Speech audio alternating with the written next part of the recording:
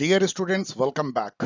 आपको पता है CU सेट 2021 में 14 सेंट्रल यूनिवर्सिटी ने पार्टिसिपेट किया था। ऑफ कोर्स उसमें जैसे झारखंड की है, Chandigarh and some lesser known universities थे, न्यू सेंट्रल यूनिवर्सिटी कह लीजिए, लेकिन फिर भी काफी स्टूडेंट ने इसमें पार्टिसिपेट किया था। और दिस ईयर ये एक्सपेक्टेड था कि सभी सेंट्रल यूनिवर्सिटी जो है जस्ट लाइक अंडर ग्रेजुएट इसमें शामिल होंगे, लेकिन वैसा हो नहीं पा रहा है। तो इस बार भी CU सेट जो है कई सारे सेंट्रल यूनिवर्सिटी के लिए कॉमन होगा, मोर देन 14।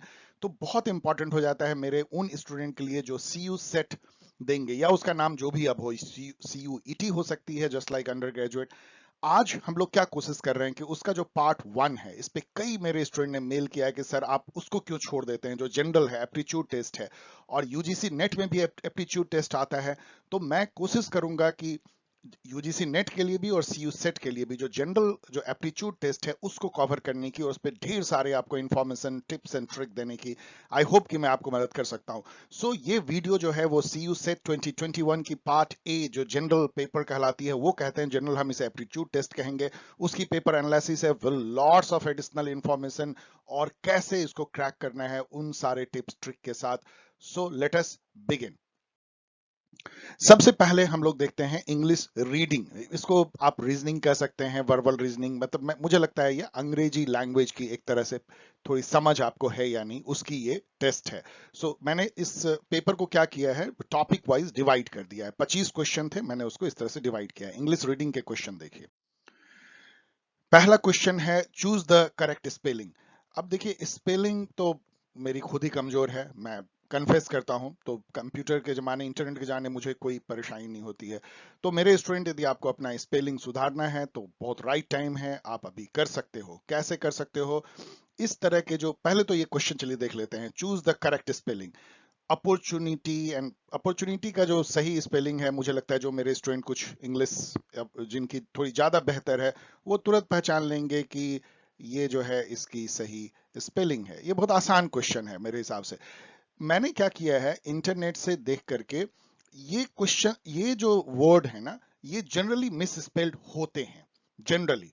तो वैसा मैंने यहाँ इकट्ठा किया, यही मैं अपने गाइड में भी करने वाला हूँ। CU सेट के लिए एक अलग से मैं गाइड कोशिश करूंगा, कस्टमाइज गाइड। आपको पता है इस साल मैं हर यूनिवर्सिटी के अलग अलग बनाने की कोशिश कर रहा हूँ, तो ये सारे और भी उसमें रहेंगे। अब आप इसको मैं पूरा पढ़ूंगा नहीं, कुछ कुछ को मैं, जैसे देखिए, अचीव है, या परसीव है, रिसीव है, बिलीव है, इन सब में एक क्या होता है ना, आई पहले आती है और ई बाद में आती है, और उसका उल्टा यदि हम करते हैं तो गलत हो जाती है।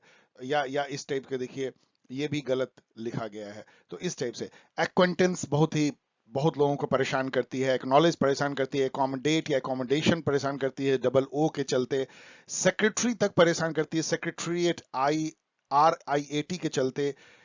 आप देखिए, इवन एड्रेस तक लोग परेशान करती है, एक एस दे देते हैं, एक डी छोड़ देते हैं, एलिजियंस टाइप की वर्ड, एमेच्योर। यहाँ पे देखिए कंसेंसियस। अब कॉन्सेंसियस जो है, मतलब एक ऐसा व्यक्ति होता है या ऐसी अवस्था होती है जो बहुत सोच समझ के कोई काम करता है, मतलब बहुत ही सावधानी से कोई काम करना, कॉन्सियसनेस है, कॉन्सियसनेस। तो कॉन्सेंसियसनेस, तो ये बहुत सावधानी से काम करना है। एक टफ वर्ड भी है और इसकी स्पेलिंग भी टफ है। इसका दूसरा ये जो वर्ड है, ये दोनों सेम नहीं है। कॉन्सियस मतलब कि आप होश में हैं, होशो हवास में हैं, और कंसेंसियस मतलब कि आप सावधानी से किसी काम को करते हैं, वो है। दोनों में डिफरेंस है, दोनों की स्पेलिंग डिफरेंट है। इवन कॉलम में लोग कंफ्यूज करते हैं MN में। कुलीग तो लिखने में, कितने लोग आपके जो साथी होते हैं कॉलेज में पढ़ते हैं उनको कुलीग कहते हैं। कॉलेज भी इसी तरह के इससे निकला हुआ रूट से। अब इसका स्पेलिंग में EAGUE होती है, इसमें लोग कंफ्यूज करते हैं। कैमफ्लॉग मतलब कि कोई, जैसे कि कोई जो जानवर है, वो अपने, जैसे गिरगिट है, वो अपनी रंग बदल लेता है तो कैमफ्लॉग कर लेता है, वो ग्रीन पत्तों में छिप जाता है, तो उसको कैमफ्लॉग बोलते हैं। आर्मी भी उस तरह कपड़े पहनते हैं कि वो छिप जाए, इसको अपने को छिपाना। कैमफ्लॉग जो है वो भी बहुत टफ वर्ड है। इवन बिजनेस, आपने एक हिंदी पिक्चर देखी होगी, इसमें बिजनेस के स्पेलिंग में जो एक्टर है वो अटक जाता है, क्योंकि इसका जो है बीजी नेस है, बीजी बीजी। तो ये है क्वारंटाइन, पैंडेमिक, ये सब अभी का, जैसे पैंडेमिक, वैक्सीन, ये सारे जो हैं अभी कोरोना के टाइम में ये सब पूछे जाने वाले हो सकते हैं। रेस्टोरेंट में हम अटक जाते हैं, रेस्टोरेंट में खाना खाते हैं लेकिन लिख नहीं पाते हैं। हाइजीन, जो साफ सफाई होती है। हिरार्की, पॉलिटिकल साइंस में कितना इंपॉर्टेंट वर्ड है। एंड गारंटी, क्वारंटाइन, जो अभी काफी इंपॉर्टेंट हो गया है। ये सब वर्ड बहुत टफ है। यहाँ पे आप देखिए लिएजन जो है, लिएजन मतलब कि लिएजन करना मतलब एक तरह का कोऑर्डिनेशन का काम, किसी को रिप्रेजेंट कहीं पे आप करके जो काम करते हैं वो लिएजन का वर्क है।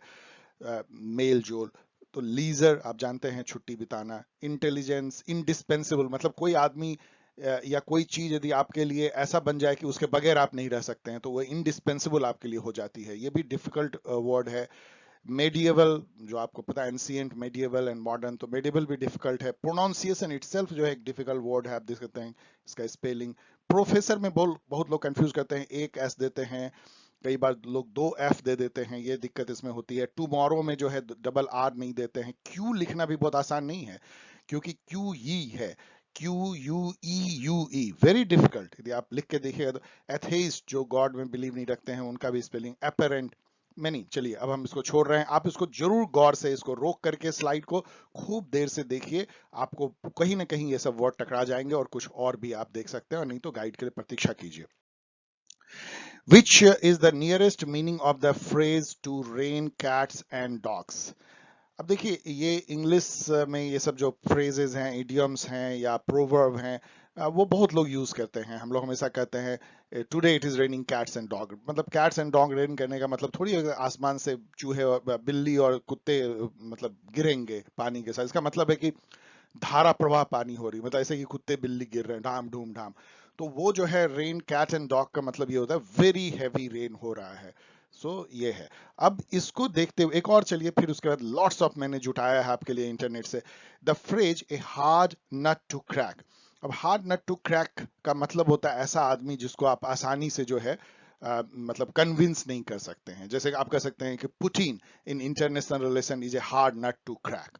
सो आप कह सकते हैं ए डिफिकल्ट प्रॉब्लम, कह सकते हैं एक आदमी के लिए भी यूज होता है और पर्सन के लिए भी यूज होता है। यहाँ पे एक मतलब किसी सिचुएशन के लिए यूज हुआ है, उसमें भी हार्ड नट टू क्रैक होता है। लेकिन जैसे आप कह सकते हैं कि JNU PISM is a hard nut to crack, तो लेकिन ये यहाँ पे व्यक्ति के लिए भी यूज हो सकता है। अब यहाँ पे देखिए दो स्लाइड में मैंने जो है ढेर सारे जो है आपके लिए इकट्ठा किए हैं इडियम एंड फ्रेजेस। अगेन मैं सबको पढ़ नहीं सकता हूँ, वीडियो इतना लंबा हो जाएगा, लेकिन beauty lies in the I of the beholder, कल ये ब्यूटी इज इन द, मतलब कि जो देखने वाला सुंदरता उसके आंख में होती है। सबके लिए अलग अलग लोग सुंदर होते हैं। Birds of the feather, birds of the same feather होना चाहिए, birds of a same feather flock together, मतलब कि जो एक जैसे लोग जो हैं एक साथ रहते हैं, चोर उचक्के एक साथ रहते हैं, बुद्धिमान एक साथ रहते हैं, जो and one is known by there companionship, मतलब कि उनके साथ कौन लोग रहते हैं, इससे आप उसकी जो है कैरेक्टर को पहचान सकते हैं। वो भी एक अलग इडियम है। Don't count your chicken before they hatch, मतलब कि जिसमें लोग बोलते नहीं कि कोई चीज जो है मतलब अभी तो हुआ नहीं है लेकिन उसके बारे में जो है आप प्लान बनाने लगे कि ये हो जाएगा। जैसे अभी आपने PGET कंप्लीट नहीं किया और आप बोलेंगे मेरे हॉस्टल कैसा मिलना चाहिए और वहां लाइफ कैसी होगी, like that. Don't put all your eggs in one basket, मतलब ये है कि जैसे आप कोई एक ही PGET दे, आप बोले कि मैं केवल JNU का PISM दूंगा और कुछ भी नहीं दूंगा, तो पीपल विल से कि don't put all your eggs in one basket, मतलब कि आप ना डिफरेंट डिफरेंट में अपना हेज करो। हेजिंग मतलब होती है कि अपने रिस्क को कम करो, मतलब 5 PG इंटरेस्ट दो, कहीं ना कहीं तो होगा, फर्स्ट सेकंड थर्ड, और हर तरह के कॉलेज को दो, थोड़ा सा कोई नीचे वाला भी दो जिसमें कि जरूर हो जाए। सो डोंट पुट योर, ये इन्वेस्टमेंट भी होता है, अपना सारा पैसा जो है एक टाइप फिक्स डिपॉजिट में मत रखो, अलग अलग करके रखो। So don't put all your eggs in one basket. Easy come easy go, मतलब कि जिस तरह से आप इजी कोई मनी कमाते हो, इजी कोई फेम कमाते हो, तो ऐसे इजी चला भी जाता है। मतलब जो चीज बहुत हार्ड अर्न होता है वही आपके पास रहता है।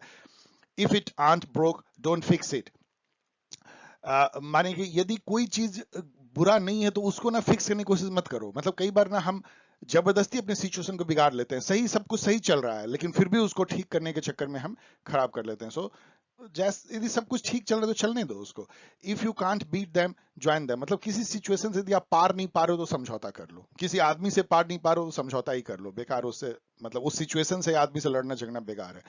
No man is an island, मतलब कोई आदमी अपने आप में जो है पूर्ण नहीं है, वो अकेला नहीं रहता। मैन एक सोशल एनिमल है, अरिस्टोटल के टाइम से, यदि वो नहीं स्टेट में रहेगा तो या तो भगवान है या बीस्ट है। So it is like that, man अपने आप में आइलैंड नहीं होता है। The grass is always greener on the other side, मतलब हमको दूसरे की जो धन है, संपदा है, फेम है, यश है, रूप है, जो उसकी सभी कुछ जो इंडोमेंट है वो बेटर नजर आती है अपने से। तो इसीलिए दोहा में भी कहा गया है कि यदि हमें खुश रहना है तो अपने से नीचे वाले को देखना चाहिए, इसके पास कम है। There is no such thing as a free lunch, दुनिया में कुछ भी फ्री नहीं होता है, इसको हमेशा याद रखना चाहिए सब हम लोगों को। कोई यदि आपको कहता है कि मैं आपको फ्री दे रहा हूं तो डर जाइए। The squeaky wheel gets the grease, squeaky मतलब कि जो चिल्लाता है, जो जो आपका पहिया ज्यादा चूं चाव चाव करता है, उसमें आप ग्रीज या तेल देके उसको चुप करते हैं। इसका मतलब कि जो बच्चा ज्यादा हल्ला करेगा उसको ज्यादा खाना मिलेगा, जो एम्प्लॉय ज्यादा शिकायत करेगा उसको जो है थोड़ा सा एम्प्लॉय ध्यान देगा, जो सिटीजन ज्यादा हल्ला करेगा गवर्नमेंट उसके तरफ ध्यान देगी। आपने किसान आंदोलन में देखा। So squeaky wheel gets the grease, मतलब ये कहता है कि आपको अपने अधिकार के लिए हल्ला करना है। To wrongs don't make a right, मतलब कि यदि किसी ने गलत किया, किसी ने किसी को एक मुक्का मारा और आपने उसको एक मुक्का मार दिया, तो ये दोनों मिलके वो सही नहीं हो गए। तो two wrongs don't make a right. When in Rome do as the Romans, मतलब कि जैसा देश वैसा भेष, जहां रहिए वैसा बिहेव कीजिए। Where there is smoke there is fire, मतलब कि जहां पे मतलब धुआं है वहां पे है कुछ ना कुछ। ऐसे ही नहीं होता है, मतलब बात ऐसे ही नहीं बनती है, कुछ ना कुछ होता है तभी जो है आपको ऐसी रूमर या कुछ सुनाई पड़ती है। You can lead a horse to water but you can not make him drink, आप किसी घोड़े को जो है पानी तक ठेल के ले सकते हैं। मतलब कहने का मतलब है कि जैसे मान लीजिए मेरे स्टूडेंट है, आप में वो ताकत है, मेरे साथ मिल के आप पढ़ते हैं, मैं कुछ जादू नहीं होता, किसी कोच में किसी टीचर में जादू नहीं होता। वो यही प्रोवर्ब कहता है कि आप किसी घोड़े को मतलब वाटर तक ले आ सकते हो, पानी नहीं पिला सकते हो। मैं आपको अपने वीडियो देखने तक तो सपोज खींच लेता हूं, लेकिन उसके आगे आप हैं और जस्ट मैं जो बोल रहा हूं और आपका अपना दिमाग, और मेरे से भी आप आगे बढ़ जाते हैं लाइक दिस। आगे देखते हैं, identify the meaning of the following idiom from the options given below. तीसरा क्वेश्चन है, तो इस प्रोवर्ब इडियम पे देखिए कितना सारा है। Spill the bean, spill the bean मतलब कि कोई सेक्रेट था, आपको नहीं बताना था और आपने सबको बता दिया, बेचारा सब परेशान हो रहा है जो जिसके बारे में बताया। तो to reveal something that is suppose to be kept a secret, मतलब आपने खोल दिया वो भी, तो ये spill the bean. Which is the nearest meaning of the phrase out of blue. Out of blue मतलब once in a blue moon भी कहते हैं, आउट ऑफ द ब्लू मतलब अनएक्सपेक्टेडली। जैसे मान लीजिए कि 24 साल बाद कोई आपका फ्रेंड घंटी बजाता, आप उसको देखते हो, you will be surprise, out of the blue he came without any information, unexpectedly. तो और भी फ्रेजेस मैंने आपके लिए जुटाए हैं और मुझे लगता है कि मुझे पढ़ना ही पड़ेगा क्योंकि इसकी मीनिंग नहीं है। तो चलिए जल्दी जल्दी करते हैं। डोंट जज a book by its cover, मतलब कि किसी आदमी का ना सीधा अपीयरेंस देख के उसे बिलीव मत कर लो, मतलब उसको परखो। Where there is a will there is a way, हम लोग सब जानते हैं इसका मतलब क्या होता है। जैसे आपके पास में या आप पे लागू होता है, यदि आप में विल है कि हमको अच्छे कॉलेज में पीजी में एंट्रेंस टेस्ट में करना है और जाना है, तो कोई रोक नहीं सकता आपको, कोई डियर स्टूडेंट नहीं रोक सकता, आप तोड़ दोगे। मैं आपको ये कह रहा हूँ, आपको सिविल सर्विसेज करना है, कोई दुनिया में नहीं रोक सकता। So where there is a will there is a way. Take it with a grain of salt, pinch of salt बोलते हैं, मतलब कोई आपको लंबी लंबी हाँक रहा है तो आप उसकी बात को with A pinch of salt लेते हो, मतलब आप पूरी तरह बिलीव नहीं करते हो, pinch of salt. Icing on the cake, मतलब कि सोने पे सुहागा, मतलब बहुत अच्छा सब कुछ है और उस पे थोड़ा सा और किसी ने आपको एक्स्ट्रा कुछ दे दिया, आप इतना खुश हो जाते हो, icing on the cake. Have the cake and eat it too, have a cake eat it too मतलब दोनों हाथ में लड्डू, मतलब आपको ये भी और ये भी।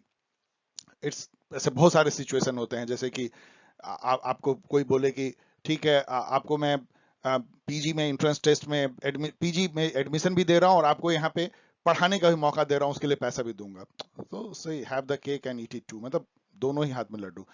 बीटिंग अराउंड द बुश, मतलब सीधी बात नहीं करना, इधर उधर घुमा करके और फिलिबस्टरिंग टाइप की, मतलब आपको टू द पॉइंट बात नहीं करनी। Beating around the Bush. Between a rock and hard place, मतलब एक तरफ कुआं एक तरफ खाई, मतलब जब आप फंस जाते हो सिचुएशन में, एक तरफ rock hard place. Burst your bubble, मतलब कोई आप में जो सुई चुभा के आपके बैलून को फोड़ देता है, बड़े उड़ रहे हो और आपको फोड़ दिया। क्राई ओवर स्पिल्ड मिल्क, मतलब जो जो हो गया, जो चीज बर्बाद हो गया, अब उस पर क्या रोना धोना, like that, cry over the spilled milk. Cut to size, मतलब आपको इस तरह से किसी ने बेइज्जत किया कि भाई समझ ले तेरी औकात इतनी ही है, तो मतलब वो cut to size, you cut him to size. Plan built upon sand, मतलब बालू में महल बनाना, ताश के महल बनाना, मतलब सपने देखना, मुंगेरी लाल के हसीन सपने। Plan built on upon sand मतलब एक फॉल्टी आइडिया पे बहुत सारे चीज बना लेना। ऑन द लूज मतलब छुट्टा घूमना, घूम रहे हैं डकैत जो है ऑन द लूज है। मिस द बोट, आप समझ सकते हैं अपॉर्चुनिटी मिस हो जाना। ऑन द थिन आइस मतलब बहुत ही प्रिकैरियस, बहुत ही डेंजरस सिचुएशन पे अटके हुए होना। जैसे कि अभी आप कहेंगे कि यूक्रेन की situation, it is on thin ice, मतलब एकदम बिल्कुल प्रिकैरियस है। हार्ड ऑफ हियरिंग मतलब ऊंचा सुनना, मतलब जब ओल्ड एज में लोग को हो जाती है। हिट द रोड, अपनी जर्नी स्टार्ट करनी। A piece of cake, a piece of cake मतलब एकदम मतलब चीजी आपके लिए, मतलब वो पीस ऑफ केक है, मतलब आपके लिए जैसे कोई बहुत महान मेहनती स्टूडेंट है, उसके लिए पीजी एंट्रेंस टेस्ट करना एक पीस ऑफ केक है। Let the cat out of the bag, मतलब बिल्कुल आपने एक तरह से पेंडोरा बॉक्स खोल दिया, मतलब let the cat out of the bag, जो मतलब आपने एक पूरी तरह सेक्रेट खोल दिया उस टाइप का, या आपने कुछ ऐसा काम कर दिया जो इट वाज मतलब जो जो जो होना चाहिए था लेकिन आपने उसको कर दिखाया। Let the cat out of the bag, और मतलब एक तरह से पेंडोरा बॉक्स खुल जाती है। वही मैं कह रहा हूँ बार बार, ओपन द पेंडोरा बॉक्स, मतलब कि आपने, जैसे हम लोग बोलते हैं ना, मधुमक्खी के छत्ते को खोल दिया। So lot of issue came out of that, वही दोनों का मीनिंग है। ब्रेक ए लेग जो है ये बड़ा डिफिकल्ट हो सकता है, क्योंकि इसका होता है गुड लक, पर्टिकुलरली जब आप किसी को स्टेज पे कोई परफॉर्मेंस देने जा रहा है, डांस करने जा रहा है, गाना, तो आप बोलते हो हे ब्रेक द लेग, ये है।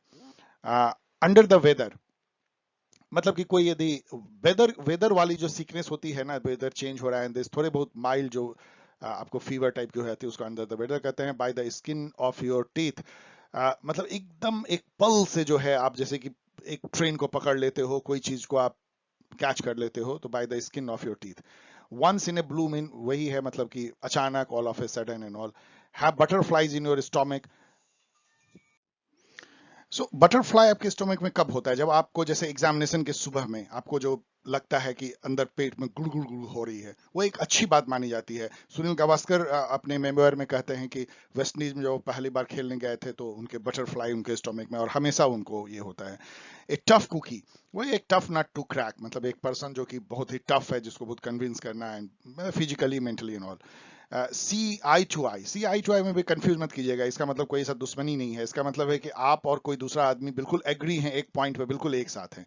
उल्टा मतलब see eye to eye, like your you and your boss. Cost an arm and a leg, मतलब कि आपको ह्यूज अमाउंट उसके लिए पे करना पड़ा किसी चीज के लिए, जैसे कि अपना हाथ पांव दे दिया हो, इस टाइप का। स्टील समवंस थंडर, मतलब किसी ने कोई, समझिए कि कोई रिसर्च पेपर किया, और आपको, आपने उसका कुछ पढ़ लिया, कुछ पोर्शन, और सब जगह दुनिया में अनाउंस कर दिया फेसबुक पे, तो स्टील समवंस थंडर, मतलब किसी का आपने मौका जो था, या जो उसका जो जो उसका मेहनत था, उसको आपने बिल्कुल बर्बाद कर दिया एक तरह से, मतलब कि आपने उसका छीन लिया, उसका जो मोमेंट होना चाहिए था। In black and white, in black and white मतलब होता है एकदम क्लियर कट लिखा हुआ। यदि आप बोलोगे अपने बॉस को कि ब्लैक एंड व्हाइट में दीजिए, इसका मतलब लिख करके दीजिए, राइटिंग में दीजिए। इन द डार्क, मतलब कि आपने किसी को कोई बात बताई नहीं, उसको छुपा के रखा, उसको पता नहीं था कि क्या हो रहा है, उसके पीठ पीछे सब कुछ हो रहा है। क्लियर द एयर जो है नेताओं के केस में होती है, जैसे आपके ऊपर में चार्ज लगी है, तो आपको आके पब्लिक में जो है एक्सप्लेन करना चाहिए इसके बारे में, तो क्लियर द एयर मतलब अपने अपने ऊपर जो आरोप है उनको। मेक नो बोन्स अबाउट, मतलब एकदम स्पष्ट कह देना, मतलब कॉलिंग स्पेड ए स्पेड, ये भी एक आइडियम है, मतलब कि कोई ये नहीं जो मुंह पे कहना है। मेक नो बोन्स अबाउट, एकदम मान लीजिए एकदम फ्रैंकली आपने अपनी बात जो है सबके सामने कही, चाहे बुरा लगे चाहिए। Select the most suitable synonym, synonym आपको पता है मिलता जुलता जो शब्द होता है, उसका उल्टा है एंटोनिम, जो कि अपोजिट है। तो स्वांकी का इसमें ध्यान रखिएगा, कहीं उल्टा भी हम लोग समझ लेते हैं कई बार। स्वांकी मतलब होता है कि बहुत फैशनेबल, जैसे कि आपके पास बहुत बड़ा सा घर है, इसमें पूल है, स्विमिंग पूल एंड ऑल, मतलब इसको देख के अब लोग चौंक जाएंगे, इतना अच्छा है। स्वांकी मतलब पॉश, पॉश का भी वही मीनिंग होता है, मतलब very expensive and very beautiful, जो कि लोगों को थोड़ा ईर्ष्या से जला दे टाइप ऑफ। तो swanky, posh. Choose the word which is least like the other in the group, ये एक रीजनिंग भी है, मीनिंग भी है। अब देखिए पिस्टल है, सोर्ड है, गन राइफल, आपको पता है कि पिस्टल गन राइफल ये सब मैकेनिकल हैं। सोर्ड जो है तलवार, इसके बीच में ऑड वन आउट है, बहुत इजी है। तो इस टाइप का ऑड वन आउट वर्ड जो है आपको, ये रीजनिंग का पार्ट हो जाता है इंग्लिश से भी ज्यादा। Select the most suitable antonym, अब वहां पे सिनोनिम था तो यहाँ उल्टा। अब इसका इसका मतलब है कि आपको पहले वेगा बॉन्ड का मतलब पता होना चाहिए। वेगा बॉन्ड मतलब जो कि कहीं सेटल्ड नहीं है, अनसेटल्ड है, जैसे कि आज यहाँ है कल वहाँ है, जैसे जोगी होते हैं, साधु होते हैं, वो सब वेगा बॉन्ड होते हैं। जो लोग एक जगह टिक के नहीं रहते हैं तो वेगा बॉन्ड है। तो इसका उल्टा हो जाएगा कि परमानेंट, मतलब एक जगह सेटल होकर रहने वाले। अब यहाँ पे ये तो बहुत डिफिकल्ट है कि इतने सारे ही केवल वर्ड से तो आपका काम चलेगा नहीं। लेकिन मैं अपने गाइड में काफी सारे वर्ड दूंगा। यहाँ पे मैंने बहुत सोच समझ करके कुछ वर्ड दिया है जो मुझे लगा है कि इंपॉर्टेंट हो सकता है, इसमें से काफी आपको आ जाएं।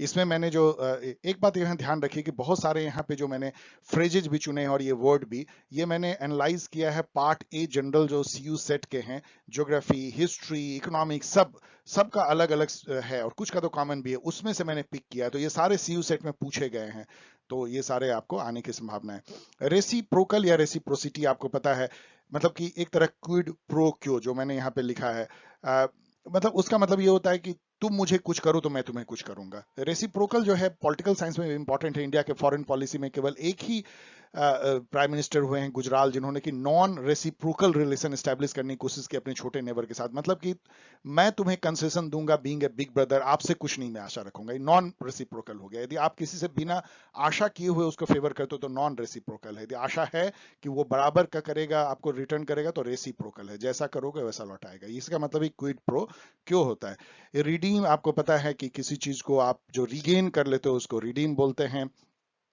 एनिमोसिटी, दुश्मनी। ऑलरेडी मतलब कि बिना पैसे के जब आप काम करते हो ऑलरेडी पोस्ट होता है, ऑलरेडी जॉब होती है। ऑब्सलीट, जैसे कि मोबाइल आपका ऑब्सलीट हो गया, जैसे 2G आज जो है ऑब्सलीट हो रही है 5G आने के बाद, उसका अपोजिट या जो एंटोनिम है वो लेटेस्ट हो जाएगा। रप्चर जो है मतलब बहुत ही ज्यादा खुश होना, मतलब आप एक्सट्रीम हैप्पीनेस, उसका जो अपोजिट मीनिंग हो जाएगा डिस्पेयर, बहुत ज्यादा सैड हो जाना। बारबेरियन जो है, जिसको असभ्य कह सकते हो, बर्बर कह सकते हो, उसका अपोजिट जो है वो सिविलाइज्ड हो जाएगा। सेरेंडिपिटी बहुत इंपॉर्टेंट वर्ड है, याद रखिएगा। सेरेंडिपिटी मतलब समथिंग, कोई बाई लक कोई अच्छा चीज हो जाना, मतलब बाई चांस, बाई चांस खराब नहीं होना। सेरेंडिपिटी मतलब अच्छा कुछ हो जाना, बाई लक कुछ खोज होना।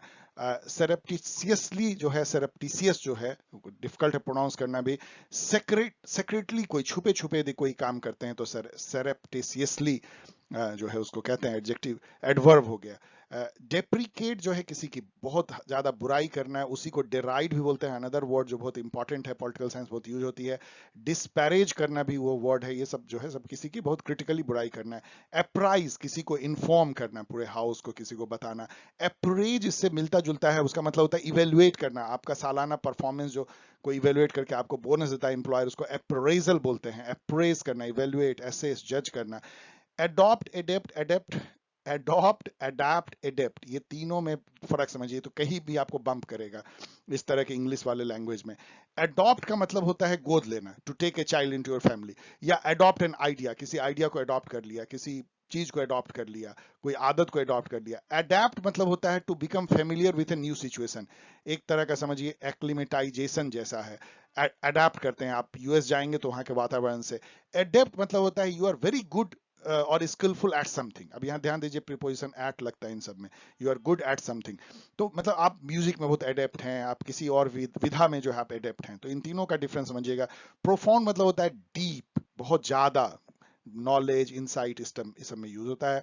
कैथारसिस जो है, कैथारसिस कह लीजिए, कैथारसिस अपना जब आपके अंदर में ऐसा कुछ छिपा हुआ एंगर है सालों साल से और वो निकल पड़ता है, फूट पड़ता है, उससे आप थोड़ा शांत हो जाते हैं, चीखते हैं, चिल्लाते हैं, उसको कैथारसिस कहते हैं। ये वर्ड क्यों अभी बहुत ज्यादा प्रचलन में है, क्योंकि कश्मीर फाइल, कई लोग कहते हैं जो साइकोलॉजिस्ट हैं कि ये एक ना कश्मीरी पंडितों के लिए कैथारसिस जैसा है, इंडियंस के लिए भी, कई हिंदूज के लिए भी, कि इस तरह से हमारे ऊपर जुल्म हुआ वहां पे तो हम चीखे, हॉल में चिल्लाएं, ऐसे लाइक दैट, तो वो कैथारसिस है, आप निकाल लेते हैं अपना गुस्सा जो है। क्विड प्रो क्यो में जैसा मैंने बोला रेसिप्रोकल है, मतलब तुम मुझे कुछ करो मैं तुम्हें उसके उल्टे मैं करूंगा। इस ये सब जो फ्रेजेज है ना, ये दूसरे वर्ड से आया, लैटिन या कुछ फ्रेंच इसमें है। स्टेटस को एंटी, स्टेटस को आपको मतलब पता है कि जो बनाए रखना। स्टेटस को एंटी मतलब कि जो जैसा पहले था उस एग्रीमेंट के पहले वैसे फिर से बनाए रखना है, स्टेटस को एंटी। रोजन, इसका जो प्रोनाउंसिएशन है मैं तो कभी सही नहीं कर पाऊंगा, ये फ्रेंच है, इसको रिएजन नहीं बोलते हैं, रेजॉन बोलते हैं, रेजॉन डाटा, रेजॉन डेटा, रेजॉन डेटा। तो यदि बहुत क्रूड पढ़िएगा तो रेजॉन डी इटैट। तो रेजॉन डेटा जो है इसका मतलब होता है नेशनल इंटरेस्ट, जो जो कॉटिली भी बोलते हैं कि इससे बड़ा कुछ नहीं, आपकी फॉरेन पॉलिसी आपके नेशनल इंटरेस्ट से गाइड होना चाहिए। पुतिन अपने रेजॉन डेटा से गाइडेड हैं और जेलेंस्की अपने रेजॉन डेटा से, इसलिए दोनों में लड़ाई हो रही है। रेजॉन डेट्रे जो है, रेजॉन डेट्रे, रेजॉन डेट्रे, ये होता है रीजन फॉर बीइंग, किसी चीज का होने का क्या, क्यों वो अस्तित्व में है, कोई कंपनी क्यों है तो उसका होने का पर्पस क्या है, उसका रेजॉन डेटेर बोलते हैं। लिसेज फेयर, ये अगेन फ्रेंच है, आपको पता है, जो ऐसी सरकार जो कोई इकोनॉमी में कोई हेर फेर ना करे, मतलब कि लिसेज फेयर मतलब कि कुछ भी डिस्टर्ब ना करें, जो जैसा चल रहा है वैसा चलने वाली जो व्यवस्था होती है, लिसेज फेयर। कू डेटा, कू अगेन फ्रेंच, कू डेटा, कू डेटा जो है इसका मतलब कूप, मतलब जो हम लोग विद्रोह से जो कोई गवर्नमेंट को टॉपल कर देना जो है कू डेटा होता है। प्राइमस इंटर पेरेस मैंने आपको पढ़ाया भी है, इसका मतलब होता है, लैटिन वर्ड है first among equal, prime minister के लिए यूज होता था इंग्लैंड में, first among equal. Via media का मतलब होता है ए मिडिल वे, एक जैसे कि मान लीजिए पुतिन और जेलेंस्की मिल करके यदि सुलझा ले मामले, भाया मीडिया एक बीच का रास्ता निकाल ले, a mid way between two extremes. मैंने बहुत एक हिंट दिया है, ऐसे कम से कम इससे 5 या 6 टाइम या 7 टाइम 300 से 500 वर्ड आपको जो है जरूर देखने चाहिए। Fill in the blanks with the right word. अब यहाँ पे जो है एक तरह का फ्रेजल है, फ्रेज को आप कैसे यूज करते हैं। यहाँ पे ये मेरे अनुसार से ये खुद ही गड़बड़ हो गए हैं। डिस्पाइट एंड इंस्पाइट ऑफ, ये दोनों का एकदम एक मीनिंग होता है। इसका मतलब ये होता है इसके बावजूद, मतलब कहने का मतलब है, जैसे यहाँ पे देखिए, despite the fact he is well known, he is very honest, मतलब इसके बावजूद कि वो इतना फेमस है वो बहुत ईमानदार भी है।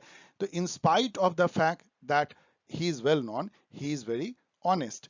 अब इसमें इन्होंने कहा है कि इन स्पाइट ऑफ होगा, मैंने इसको नेट पे भी चेक किया, क्योंकि मैं तो जानता हूं कि दोनों एकदम बिल्कुल सही हैं, लेकिन नेट पे देखा तो दोनों ही बिल्कुल सही हैं, तो मेरे अनुसार से ये दोनों ही सही हैं। ऐसे कई क्वेश्चन में इन्होंने गफलत किया है, मैं क्वेश्चन मार्क कर रहा हूं, इसका मीनिंग आप समझ गए होंगे। और यहाँ पे जो इसका यूजेज है वो भी सही है, इस तरह से होता है despite the fact that, of the fact that, in spite of same है जो डिस्पाइट है, कभी कंफ्यूज मत कीजिएगा, इसमें डिस्पाइट में ऑफ नहीं लगता है, ये भी ध्यान रखिएगा। मैंने कई बार देखा है स्टूडेंट को कि वो डिस्पाइट ऑफ भी लिखते हैं। यहाँ पे फिल इन द ब्लैंक देखिए, a treasurer must dash the money he spends, he must give the account for the money he spends, very logical. Select the correct word from the option, after you dash your life style usually change. अब देखिए after you, इसका मतलब ये past tense वाला कुछ होगा, play हो नहीं सकता, स्लीप नहीं हो सकता है, सब पास्ट टेंस में के लिए है। Get married, after you get married, जब आपकी शादी हो जाती है, after that your life style usually changes. Easy है ये सब। अब हम लोग आते हैं एनालिटिकल रीजनिंग पे। देखिए इस तरह के क्वेश्चन आपको काफी पूछे जाएंगे, ये कंपटीशन में, यूजीसी नेट में ही पूछे जाते हैं। इन ए सर्टेन कोड 20 नहीं कहना चाहिए, TWENTYK, ये रिटर्न इज एज दिस, ये नंबर में बदल गया, 11 is return as this, and 12 का क्या होगा। इसका बेस्ट है जो मैंने आपको किया, ये तरीका बताया, आप सीधा कॉपी में भी ABCD ऐसे लिख लीजिए पूरे, और उसके नीचे जो नंबर से वो करस्पॉन्ड करता है उसको बिठा लीजिए। और इसको कैसे मैंने बिठाया है, T, तो देखिए T यहाँ पे 8 है, तो मैंने T के नीचे जो है 8 कर दिया। इस तरह W यहाँ पे 6 है, सेकेंड वाली, तो W के नीचे 6, इस तरह से मैंने सब के नीचे बिठा दिया जो भी यहाँ दिया गया है। अब बहुत आसान है, अब हमको 12 करना है, तो T मतलब कि 8, तो 8 तो सब में है, तो 8 कोई फायदा नहीं हुआ उससे। फिर उसके बाद 8 के बाद है W, तो W 6 है, तो 6 भी सब में है, कोई फायदा नहीं। E जो है यहाँ पे मुझे मिला था 3, अब तो हमको बिठाना है 3, सब में 3 है, कोई फायदा नहीं। L जो है में है 2, तो 2, वाओ, अब यहाँ पे में हम लोग का लग गया L, और ये आंसर मिल गई, तो चौथे में जाके मिला, आसान है। तो इस तरह से आप सारे, ये क्वेश्चन का एक ही मेथड है, फिर से मैं बता रहा हूँ, ABCD लिख लीजिए, जो आपको दिए गए हैं उससे जो कोड के, जिस इंग्लिश अल्फाबेट के सामने जो भी वर्ड नंबर आता है उसको नीचे लिख दीजिए, और आपका एक क्रैक हो जाएगा, वेरी इजी। ये जो है ये भी आसान है, ये कहता है कि प्लैनेट और ऑर्बिट का जो नाता है, प्रोजेक्टाइल और किसका नाता है। तो प्लैनेट ऑर्बिट में मूव करता है, प्रोजेक्टाइल ट्रेजेक्ट्री में मूव करता है, ये ट्रेजेक्ट्री है। प्रोजेक्टाइल मतलब आप पत्थर फेंकते हो, तो वो कैसा, वो उसको प्रोजेक्टाइल बोलते हैं। इवन जो सैटेलाइट छोड़ते हैं वो भी प्रोजेक्टाइल टाइप की होती है, ऊपर ऑफ कोर्स जाकर के वो स्पेस में चला जाता है तो अलग हो जाता है, लेकिन अर्थ के ग्रेविटी से तो ऐसे ही गिरेगा वो। तो इसको प्रोजेक्टाइल जो है अपने ट्रेजेक्ट्री में मूव करता है। सोल्जर रेजिमेंट, ये मैंने दूसरे CU सेट के पेपर से लिया है। सोल्जर रेजिमेंट का क्या नाता है, सोल्जर मिल करके, एक ग्रुप ऑफ सोल्जर मिलकर रेजिमेंट बनाते हैं। अब यहाँ पे आप देखेंगे तो ग्रुप ऑफ क्लाउन मिलकर सर्कस थोड़ी बनाते हैं, ग्रुप ऑफ डांसर मिलकर बैले थोड़ी बनाते हैं, ग्रुप ऑफ इंस्ट्रूमेंट मिलकर म्यूजिशियन नहीं बनाते, लेकिन ग्रुप ऑफ एक्टर मिलकर ट्रूप बनाते हैं। ट्रूप क्या होता है, जो ग्रुप ऑफ एक्टर जो एक साथ चलते हैं, कहीं परफॉर्म करते हैं, तो ग्रुप ऑफ एक्टर। तो ये आसान है, मतलब इस तरह के आपको कई क्वेश्चन मिलेंगे। इसको एक तरह से कहिए, आपको इसको पैरेलल, इसको कॉरस्पॉन्डेंस कहलाता है। मतलब इन दोनों का जो नाता है, इन दोनों का वही नाता। क्वांटिटेटिव रीजनिंग देखते हैं। मैथमेटिक्स, मैथमेटिक्स इंटरेस्टिंग है और आपको 3-4 क्वेश्चन रहता है, आपको थोड़ी बहुत रिवाइज कर लेनी चाहिए क्लास 10 के अर्थमेटिक को। अब ये क्वेश्चन 9 नंबर क्वेश्चन देखिए, तो आपको लगेगा कि ये क्वेश्चन, एक तो तरीका इसका है कि सीधा बैठ के जोड़िए, तो वो भी कर सकते हैं, लेकिन ये करना बेवकूफी है डियर स्टूडेंट। मैथमेट जितने इसमें मैथमेटिक्स के क्वेश्चन है ना, उसमें दिमाग से करना है, उसमें जो है आपको ब्रूट मैथ अर्थमेटिक नहीं करना है। अब देखिए यहाँ पे 8 8 8, मतलब ये तीनों को यदि हम जोड़ेंगे तो हम कैसे जोड़ते हैं? फर्स्ट, हम सबसे लेफ्ट हैंड साइड का फर्स्ट लेते हैं, 8 8 8, तो 8 8 8 24 होता है। तो इसका मतलब कि 4 ही लास्ट में होगा, तो ये दोनों तो ऐसे ही खत्म हो गए। अब हम दूसरा करते हैं, तो 24 में जो है 2 बचा, तो 7 9 9, अब सेकंड ले रहे हैं, 9 9 9 27, तो इसका मतलब 7 आएगा, केवल इसी में 7 है, तो इसका मतलब इस तरह से आपका, बस देखिए कैसे इस तरह से बनाना है, आपको ऐसे ही बनाना है। सेकंड देखिए, in a row of tree, one tree is fifth from either end of the row. मतलब ये कह रहा है कि 9 ट्री हैं, तो उसमें ना एक ट्री जो है दोनों साइड से पांचवा है, 1 2 3 4 5, इधर से भी जो है 1 2 3 4 5, तो इसको क्या है, 9 हो जाएगा। जब 4 4 दोनों साइड में हो, तो बीच वाला जो है वो पांचवा दोनों साइड से होगा, इसका मतलब नॉट ट्री है। वेरी इजी, आप इसको दिमाग में तुरंत कर सकते हैं। Choose the number which is different from the other group. आपको नंबर का थोड़ा बहुत आइडिया होना चाहिए। नंबर, पहले तो आपको मैं बताऊं कि 2-3 तरह के नंबर आप जल्दी जल्दी जान लीजिए। पहला जो है वो नॉर्मल नंबर है, जो काउंटिंग नंबर बोलते हैं, जो 1 से लेकर के 1 2 3 4 इन्फिनिटी तक होते हैं। दूसरा जो है वो परफेक्ट स्क्वायर नंबर मान लीजिए, वो आपको पता होना चाहिए, जैसे कि 1 परफेक्ट स्क्वायर है 1 का, देन 4 जो है परफेक्ट स्क्वायर है 2 का, 9 है, उसके बाद 16 है 4 का, 5 का 25 है, लाइक दिस। इसी तरह परफेक्ट क्यूब 1 है, 2 का जो है 8 है, 3 का जो है 27 है, लाइक 64 है। इस तरह से आगे बढ़ते हैं, परफेक्ट क्यूब है। दूसरा प्राइम नंबर जो है वो जानना चाहिए। प्राइम नंबर क्या होते हैं? Most important number, prime root संख्या जिसको बोलते हैं हिंदी में। प्राइम नंबर वो नंबर है जो कि अपने अलावा और 1 के अलावा और किसी से डिवाइड नहीं होते। जैसे कि आप देखिए 1 प्राइम नंबर है, 3 प्राइम नंबर है, 5 7 11 13 17, इस तरह से आगे बढ़ते जाइए। ये सब प्राइम नंबर है, ये अपने अलावा और 1 के अलावा किसी से डिवाइड नहीं होते। ये प्राइम नंबर क्यों इंपॉर्टेंट है? क्योंकि जितने नंबर आपको यहां दिए गए लाइक दिस, ये सब कंपोजिट नंबर हैं। ये देखने में अलग नंबर हैं, बट ये सब सब प्राइम नंबर है बेसिकली। स्टूडेंट आप याद रखिए, यदि आपको अर्थमेटिक का सवाल बनाना है कंपटीशन में, तो इसको आपको 8 नहीं देखना है। इसको क्या देखना है? इसको देखना है आपको 2 4, इसको देखना है 2 2 2 2। ये बेसिकली 2 4 2 का मिश्रण है, इनटू है, बस 8 है। ये सब प्राइम नंबर जो है, इसमें असली क्या है, इस 8 में केवल 4 2 है, ऐसे समझिए। 64 जो है ना, अपने आप में कुछ नहीं है। ये क्या है? ये बेसिकली है 2 2 2 2 2 2 2 2। ये है 8 2 जो है 64 है। 125 क्या है? सब प्राइम के, सब प्राइम के जो है मतलब मल्टीपल हैं, प्राइम से बना हुआ है। इन सब में आप केवल इंटू इंटू कर दीजिए, ये उसके, तो प्राइम फैक्टर इसका क्या हो जाएगा? इसको प्राइम फैक्टराइजेशन बोलते हैं। ये हो गया 5 5 5 है, ये 3 5 से बना है। 28 आपको देखने में लग रहा होगा, ये बेसिकली क्या है, 2 इंटू 14 है। तो 2 इंटू 14 मतलब है 2, 14 का मतलब है 2 7, तो 2 2 7 है ये, लाइक दिस। अब इसको आप पहचानिए कि इसमें से कौन सा ऑड वन आइट है। ये परफेक्ट क्यूब है, ये परफेक्ट क्यूब है, ये परफेक्ट क्यूब है, ये परफेक्ट क्यूब नहीं है, तो इसको अलग कर लीजिए। तो इस तरह से नंबर्स को पहचानिए, खास करके प्राइम नंबर्स को। Find the numbers which when multiplied by 15 increases by 96। देखिए, इसका एक तरीका तो बहुत आसान है कि अलजेब्रा यूज कीजिए। यदि आपको अलजेब्रा से बहुत कोई परेशानी नहीं है, like let the number be x, तो आपको क्या कर रहा है कि उस नंबर को हमने 15 से मल्टीप्लाई किया, मैंने कर दिया 15x। ये कहता है वो खुद अपने से 196 से फिर बढ़ जाता है यदि 15 से मल्टी। इसका मतलब क्या हुआ कि 15x is same as x में यदि 196 जोड़ दे, तो यही कह रहा है इस लैंग्वेज में। इस मैथमेटिकल लैंग्वेज को मैंने एक इक्वेशन में बदल दिया। अब इसको जो है हल कर लिया, देखिए बहुत आसान है। इस तरफ ले आया x को, माइनस हो गया, इधर आने पे माइनस हो जाता है साइन। 14x इक्वल टू 196, 196 जो है परफेक्ट स्क्वायर है 14 का, तो इसलिए x इक्वल टू 14 हो गया, रूट अंडर 196। आसान है, लेकिन मैं आपको सलाह दूंगा इस तरह से मत बनाइए, क्योंकि आपको अलजेब्रा बहुत लोगों को भूल गए होंगे, जरूरत है नहीं पॉलिटिकल साइंस। आप इसको ना आंसर से बनाइए। अब समझिए मैं क्या कहना चाह रहा हूं। मैंने मतलब मान लीजिए मैंने पहला 14 ही उठाया, वैसे मतलब कि मैं आपको सलाह हमेशा दूंगा कि पहले बी को उठाइए, सी को, बी या सी को पहले उठाइए फिर देखिए। अब जैसे मान लीजिए कि हम बी को उठाते हैं, सपोज अब बी को उठाते हैं, जो ये कह रहा है वो करेंगे। इसको 15 से मल्टीप्लाई करते हैं तो ये क्या हो जाएगा, 15 से 20 को करेंगे तो 300 हो गई। तो क्या ये जो है 196 से बढ़ जाता है, मतलब 196 प्लस 20 होता है? ऑफ कोर्स नहीं होता है, इसलिए ये नहीं होगा। इस तरह से हम करेंगे। लेकिन जब आप 14 के साथ ये काम करेंगे तो आप देखेंगे क्या होगा। 14 को हमने 15 से मल्टीप्लाई किया, 210 हुआ, और ये जब 196 को 14 जोड़ते हैं ये भी 210 होता है। वाओ, ये तो हमारा मिल गया ये दोनों। और इस तरह से हमने, तो ऐसे कीजिए, आप आंसर से क्वेश्चन को सॉल्व कीजिए, ना कि क्वेश्चन से अलजेब्रा के थ्रू। इस मेथड को मत यूज कीजिए, ये मेथड यूज कीजिए, इजी है और आपको अलजेब्रा की जरूरत नहीं है। Choose the number which is different from other in the group. Again अब देखिए, अब यहाँ पे इनका एक और प्रॉब्लम है, इसमें दो सही हैं। ये यदि आप देखिए तो ये 3 का मल्टीपल है, 3 का मल्टीपल है, और ये भी जो है, और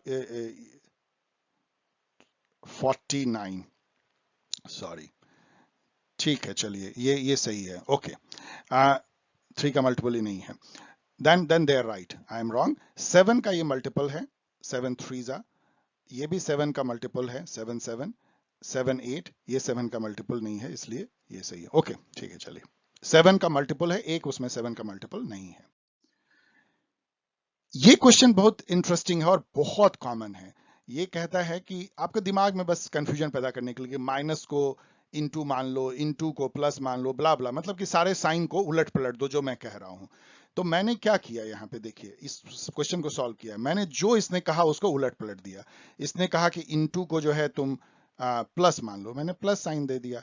इसने कहा कि जो जो ये प्लस है उसको तुम जो है डिवीजन कर लो, मैंने डिवीजन कर लिया। इस तरह से मैंने बिठा दिया, मतलब सिंपली जो इसने कहा मैंने कर दिया इस स्टेप में।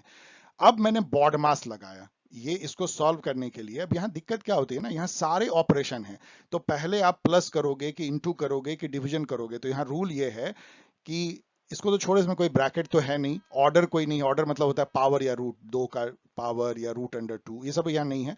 तो ये सबसे पहले डिवीजन करना होता है, फिर मल्टीप्लीकेशन, फिर एडिशन, फिर सब्सट्रैक्शन।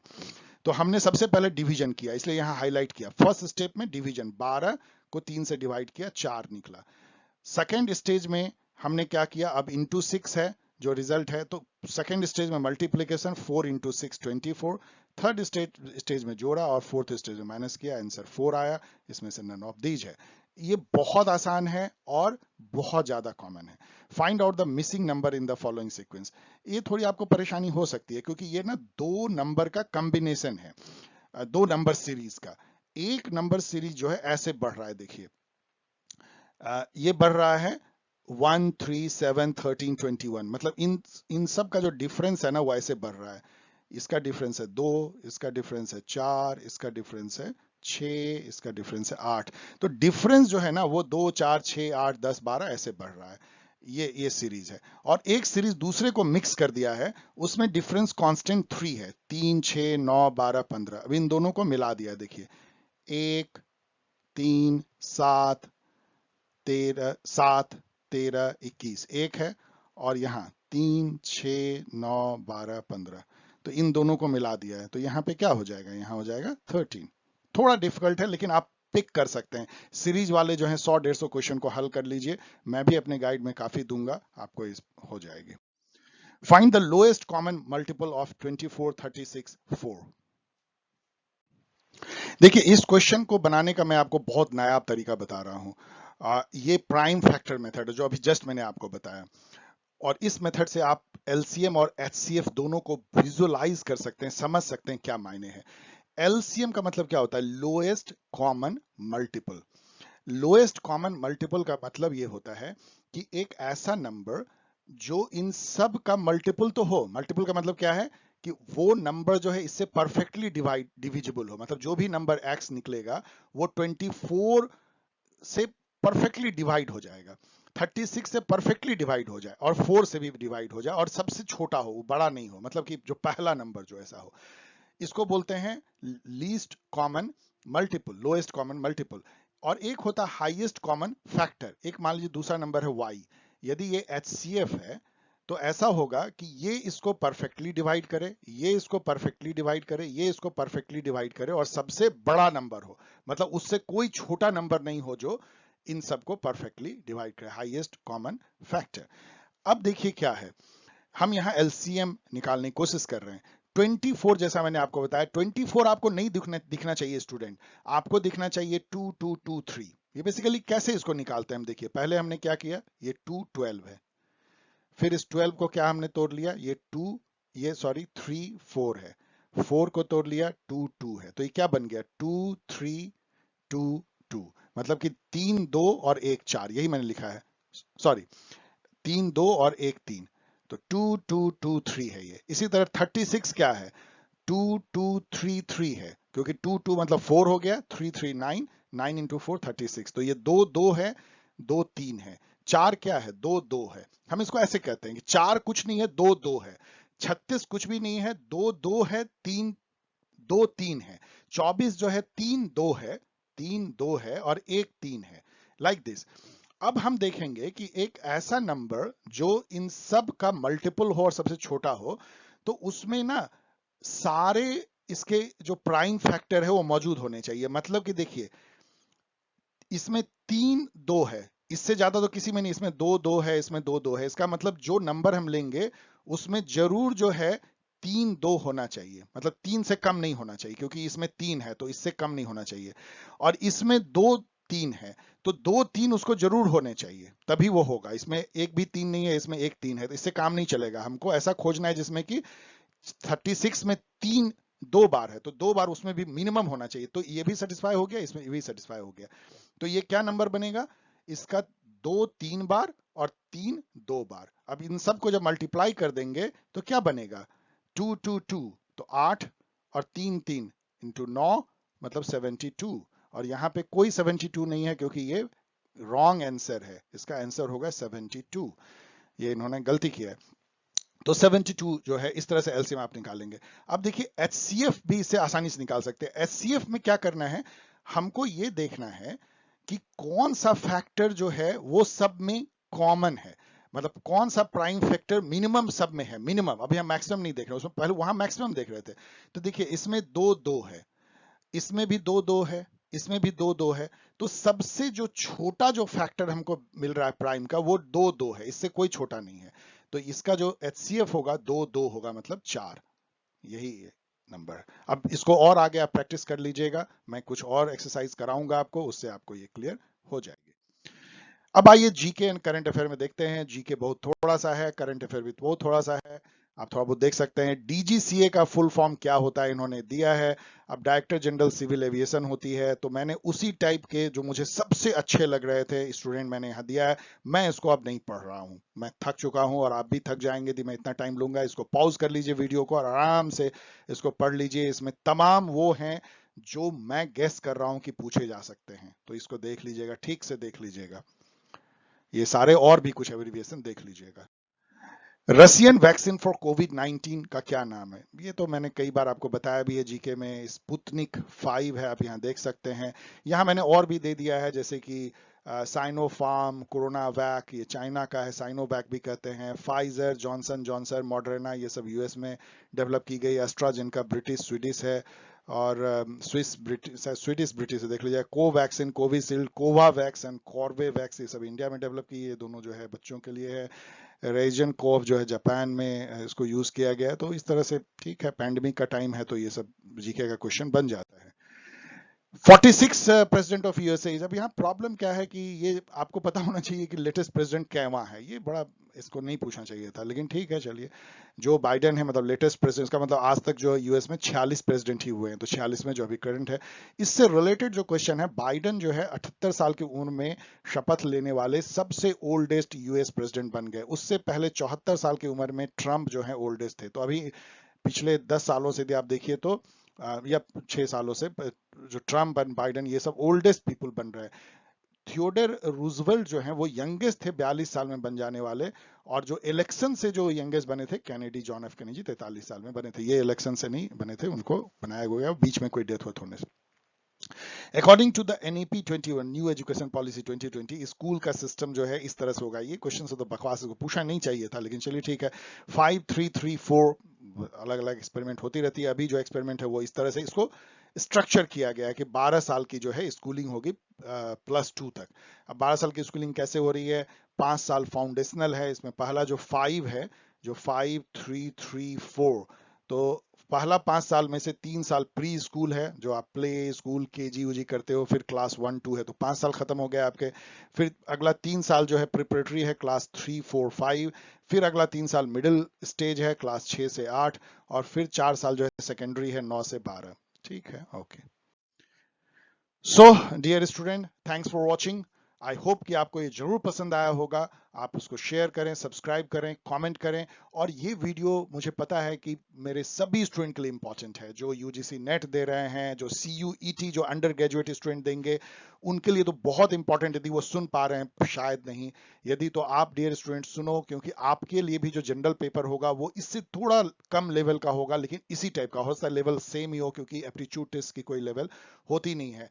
यहाँ पे मैं आपको याद दिलाना चाहता हूँ कि यदि आप IR के एग्जाम दे रहे हैं या कोई भी कम्पिटिटिव एग्जाम, तो IR गाइड को डाउनलोड कर लें। उसमें जनरल भी सारे इंफॉर्मेशन है, पिछले साल जो मैंने निकाला था। आज ही जो है SAU की गाइड मैंने निकाली है। कई स्टूडेंट कंफ्यूज हैं कि sir IR guide SAU guide का एक है। बिल्कुल एक नहीं, जब आप पढ़ोगे तो आपको पता लगेगा कि कितना डिफरेंट है SAU की गाइड। मैं उस पर एक वीडियो बना के छोटा सा आपको बता दूंगा, क्योंकि उसको उस ढंग से कस्टमाइज किया गया। SAU is a very different exam, उसका कोई नाता जो है वो अलग और एग्जाम से नहीं है। उसमें सार्क और साउथ एशिया पे क्वेश्चन पूछते हैं अलग टाइप से, इसलिए उसके MCQ मैंने अलग डिवाइस किए हैं, और उसके इंफॉर्मेशन भी केवल कुछ पोर्शन जो है, ऑफ कोर्स IR की GK वो दोनों में कॉमन मिलेगी, इसलिए आपको SAU गाइड अलग से लेनी चाहिए। इन सब से आप मुझसे जुड़ सकते हैं। And be happy, healthy, bye, see you next very soon.